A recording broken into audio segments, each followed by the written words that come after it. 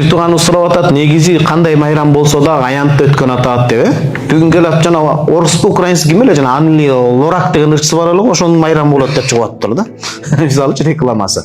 Эми кандай болсо да, кайсы майрамдар болсо дагы аянтты өтөт, бирок мусулмандар эң чоң майрам болгон айт намаз, ораза айт эмне үчүн айт намазды өтпөй атат. Өзү эң биринчилерден болуп, молдолордон бул маселени былтыр келгенде да Ахматов эсиңиздеби? Биздин ошол ажообуз, президентибиз, эң имандуу адамдар, биздин генерал мырзабыз, Ташис мырзабыз өлкөгө ушундай салым кошуп атышат. Ушул жагын карап берсе деп биз суранганбыз. Бул бир, анан экинчиси, балким Кудай таалам кеткенге чейин жолугушуп калсак жакшылык жолдо. Мен ал кишилерден суранып, кандай болуп атат, эмне болуп атат, бир өтүнүч катарында сурансам кайрылыпчы. Суранып кайрылсак. Бул биринчи маселе. Анан экинчи маселе, Кудайым буйрса баары жакшы болот, ошого келет эми Кудайым буйрса. Биздин өлкө эч качан иман менен душмандашпаган жакшы өлкө да, туурабы? Азыр коррупция менен күрөшүп атат, арам менен күрөшүп атат. Сырттан келгенде өлкөнүн өнүккөнү байкалат экен. Кыргызстанга конокторду алып келсеңиз да сүйүнө тургандай экенсиз да. Тынчтык бара-бара ошого келет буйрса. Балким мен ойлойм, жакшылыкта жакшы шарттар менен анан окуйбуз депчи. Анткени биз билбеген азыр биздин мамлекет кылмыштуулук менен күрөшүп атпайбы? Коррупция менен күрөшүп атпайбы?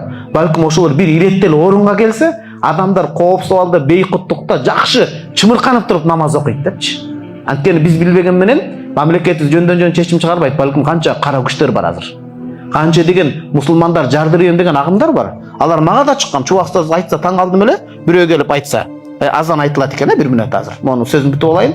Деги чубаксыз айтылат, ошондой катуу агымдарында жашылы бар, кызыл, кара кызылдары бар да. Кызылдарынан бирөө келиптир, мен ат салам деп дейт пистолет менен.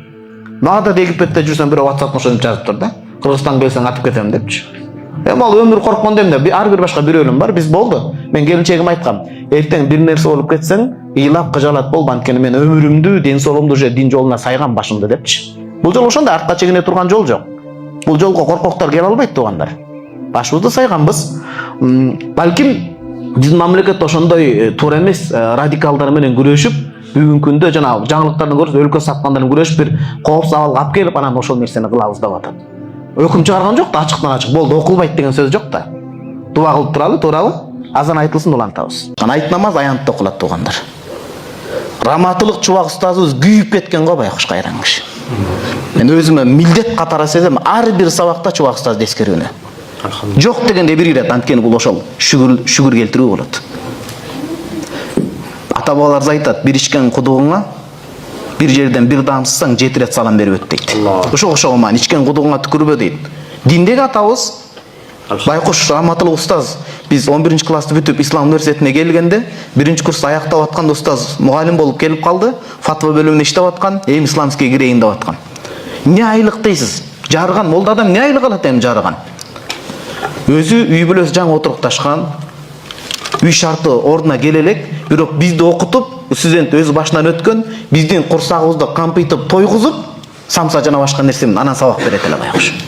Кээ бир күндөр үйүнө барбай, ошол үйүнө барбай, кийимин жамын ошол жерде уктап калат эле, суроолор көп келсе. Анткени аманатты сезген адам. Аманатты бул дүйнөдө эмес, Аллахтын астында антип жооп берем деп сезген адам. Ар бирибиздин түпкүрүбүздө ушундай ой келсе, биз бактылуубуз туугандар. Ошентип өмүрүн коротуп бизге сабак берген. Демек, жок дегенде бул эң минималдуу түрдөгү ыраазычылык, шүгүрчүлүк ушул болот. Устазды эскерип коё. Устазыбыз какшап кеткен. Орто Азия мамлекеттеринин ичинен бир гана бизде жалгыз аянтчада ушул сүннөткө ылайык айт намаз окулуп келе жатат деп. Мен билем, мамлекетте ойноп аткан жок, ал өкүмдү коопсуздук менен азыр күч алып атат, тиякта экстремизм башка күч алып атат. Бирок мамлекеттин колунан келеби коопсуздукту камсыздап берүү? Иншалла колунан келет. Мусулмандар ошол нерсе ишке кайрадан жанданып ашуу үчүн биз дагы жардам беришибиз керек. Экстремизмге кирбеш керек. Радикал болбош керек туугандар, бул дин душмандардын чыгарганы. Ислам дини сабаттуулуктун дини, 14 кылымдан бери суюлбай уланып келген, эртең кыяматка чейин уланат. Анткени бул дин Алланын дини. Бул сиздин биздин динибиз эмес. Бирөө убактылуу күчү келип динди эч качан баса албайт, динди эч качан төмөн тебе албайт. Бир убакта акыйкат суюлушу мүмкүн, бирок Алланын дини дайыма жогору турат. Бул Орто Азияда бизде гана сакталган. Ошон үчүн биз мусулман катары, намаз окуган катары биз да салым кошуш керек. Балдарыбызды туура эмес жерге жөнөтпөш керек. Сиз Бишкектен Көлгө, Ошко, Жети областка балаңызды ишенбеген бирөөгө кошуп жөнөтө аласызбы? Жөнөтө аласызбы?